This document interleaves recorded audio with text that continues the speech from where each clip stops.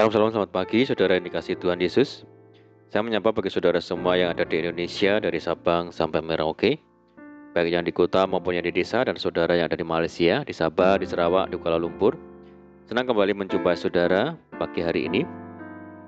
Saya percaya kita tetap berada di dalam kasih dan penyertaan Tuhan kita, Yesus Kristus. Haleluya. Selamat datang kembali di channel Pokok Anggur bersama saya Yosia Krispianto. Mari saudara, sebelum kita bersama-sama merenungkan firman Tuhan, mari kita bersatu di dalam doa. Bapa di surga, Bapa di dalam nama Tuhan Yesus, terima kasih buat penyertaan dan perlindungan Tuhan sepanjang malam dalam istirahat kami. Dan pagi hari ini kami boleh bangun dengan kekuatan yang baru yang daripada Tuhan. Tuhan, sebelum kami beraktivitas, kami rindu untuk merenungkan firman Tuhan. Terangi hati kami ya Tuhan, ajar kami Roh Kudus agar kami mengerti dan memahami segala kehendak Tuhan bagi kami. Terima kasih Tuhan, ini doa kami hanya di dalam nama Tuhan Yesus Kristus kami berdoa. Amin. Puji Tuhan. Baik saudara, kita akan membaca di dalam Matius 14 ayat yang ke-27. Tetapi segera Yesus berkata kepada mereka, "Tenanglah, aku ini, jangan takut." Puji Tuhan. Saudaraku, tidak sedikit orang yang saat ini masih hidup di dalam ketakutan dan keraguan-raguan. Saat ini, mari kita belajar dari pengalaman murid-murid Yesus, saudara. Dalam Injil Matius tercatat 2 kali mereka mengalami ketakutan yang luar biasa, diterpa angin dan ombak pada perahu mereka. Yang pertama adalah di dalam Matius 8 ayat yang ke-23 sampai 27. Sekonyong-konyong mengamulah angin ribut di danau itu sehingga perahu itu ditimbus gelombang. Waktu itu Yesus ada bersama-sama dengan mereka, namun sedang tidur. Maka segeralah mereka membangunkan Yesus untuk minta pertolongan. Lalu dia menghardik angin dan danau itu. Maka danau itu menjadi teduh sekali. Dan yang kedua adalah di dalam ayat firman Tuhan yang kita baca saat ini, saudara. Murid-murid tertimpa masalah yang sama. Bedanya, Yesus sedang tidak bersama dengan mereka karena ia naik ke atas bukit untuk berdoa seorang diri.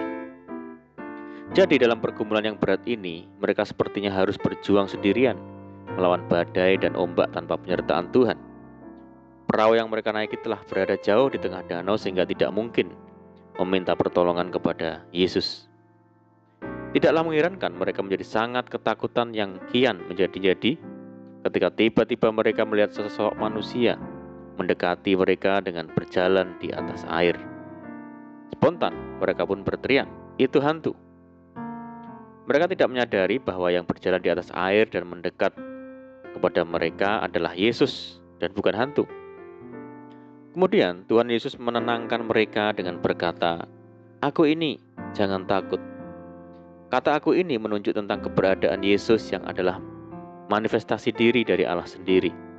Sebagaimana Tuhan menyatakan dirinya kepada Musa dengan berkata, "Aku adalah aku."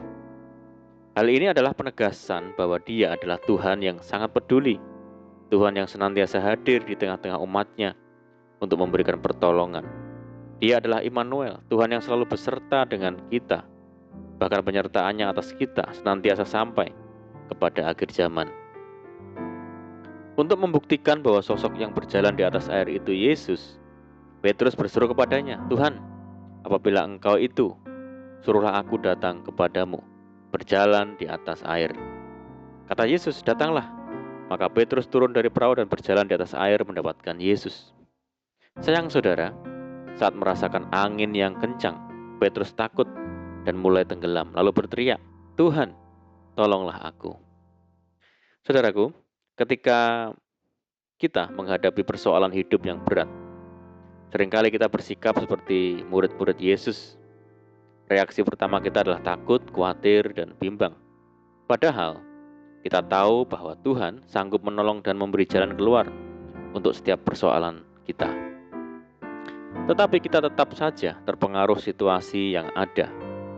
Dan akhirnya mata hati kita tidak lagi tertuju kepada Tuhan, melainkan semakin tenggelam dan larut di dalam masalah. Sehingga kita tidak lagi menyadari kehadiran Tuhan. Kita berpikir bahwa Tuhan begitu sangat jauh meninggalkan kita.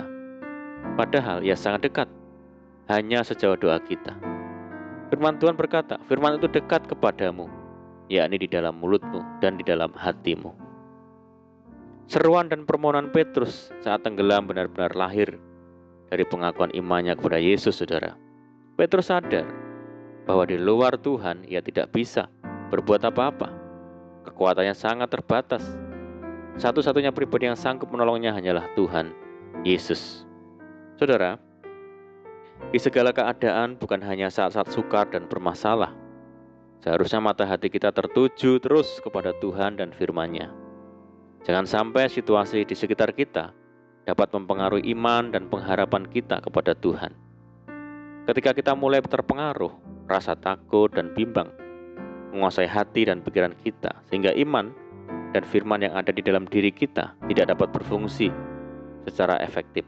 Sebaliknya, ketika mata rohani kita tetap fokus dan kita bergantung sepenuhnya kepada Yesus, kita akan dimampukan untuk terus berjalan melewati angin dan badai kehidupan. Karena itu bangunlah kekaripan dengannya, saudara, dan renungkan firman Tuhan setiap hari, supaya iman kita semakin kuat. Saudara, jangan pernah kita merasa sendiri di dalam menjalani hidup ini, sebab ada Tuhan yang selalu menyertai kita. Tuhan Yesus berkata, "Aku ini, jangan takut." Perkataan ini menunjukkan bahwa Tuhan Yesus adalah sumber ketenangan, sumber pertolongan. Tuhan yang menjamin kehidupan kita, anak-anaknya. Mari kita selalu ingat akan perkataan Tuhan Yesus ini, sehingga kita mampu berjalan di dalam ketenangan bersama dengan Tuhan Yesus. Amin. Puji Tuhan. Mari kita berdoa. Bapa di surga, Bapa di dalam nama Tuhan Yesus, terima kasih buat firman-Mu saat ini. Ajar kami ya Tuhan untuk mempercayai sepenuhnya bahwa Engkau selalu ada dan menyertai hidup kami. Terima kasih Tuhan. Tuhan yang telah menjamin kehidupan kami sehingga tidak ada alasan kami takut atas suatu hal ya Tuhan. Terima kasih ya Tuhan. Saat ini kami menyerahkan hidup kami hari ini ke dalam tangan Tuhan. Berkati kami hari ini, berkati segala usaha kami, pekerjaan yang kami lakukan lewat tangan-tangan kami, dan jadikan kami hari ini berhasil dan beruntung, dan sertai kami hari ini dengan penyertaan Tuhan yang sempurna. Dan mohon petunjuk Tuhan sehingga kami hidup sejalan dan seturut dengan segala kehendak Tuhan. Limpahi kami dengan sukacita dan damai sejahtera hari ini ya Tuhan, dan jauhkan kami dari segala malapetaka. Berdoa bagi kesejahteraan kota kami, desa kami, daerah kami, dan bangsa kami yang saat ini menghadapi pandemi COVID-19. Mari Tuhan berkati daerah kami, pulihkan negeri kami. Belas kasihan Tuhan bagi negeri kami. Terima kasih ya Tuhan. Ini doa kami ya Tuhan, kami percaya Tuhan mendengar seruan doa kami. Hanya di dalam nama Tuhan Yesus kami berdoa. Amin. Puji Tuhan saudara, kita sudah berdoa, kita percaya penyertaan Tuhan selalu ada bagi kita hari ini. Mari kita tetap mengandalkan Tuhan dan tetap semangat di dalam Tuhan. Saya ucapkan selamat pagi, selamat beraktivitas, selamat berakhir pekan. Doa saya menyertai saudara semua. Tuhan Yesus memberkati. Haleluya.